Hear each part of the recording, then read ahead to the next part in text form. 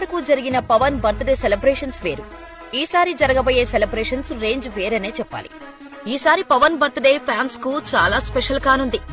ఎమ్మెల్యేగా గెలిచాక ఇది పవన్ కు మొదటి పుట్టినరోజు. అంతేకాక పవర్ స్టార్ ప్రస్తుతం ఆంధ్రప్రదేశ్ డిప్యూటీ సీఎం హోదాలో ఉన్నారు. దీంతో సెప్టెంబర్ 2న పవర్ స్టార్ బర్త్డేను ఓ రేంజ్ లో ప్లాన్ చేస్తున్నారు అభిమానులు.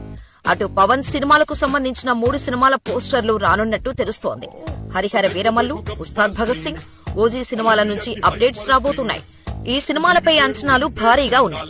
ముఖ్యంగా ఓజీపై ఎక్కడా లేని హైప్ ఉంది. ఇటీవల పవన్ మాట్లాడుతూ త్వరలోనే ఓజీ సినిమాను పూర్తి చేస్తానని, ఆ సినిమా చాలా బాగుంటుంది, మీ అందరికీ తప్పకుండా నచ్చుతుంది అని చెప్పుకొచ్చారు. దీంతో ఫ్యాన్స్ ఫుల్ ఖుషి అయ్యారు.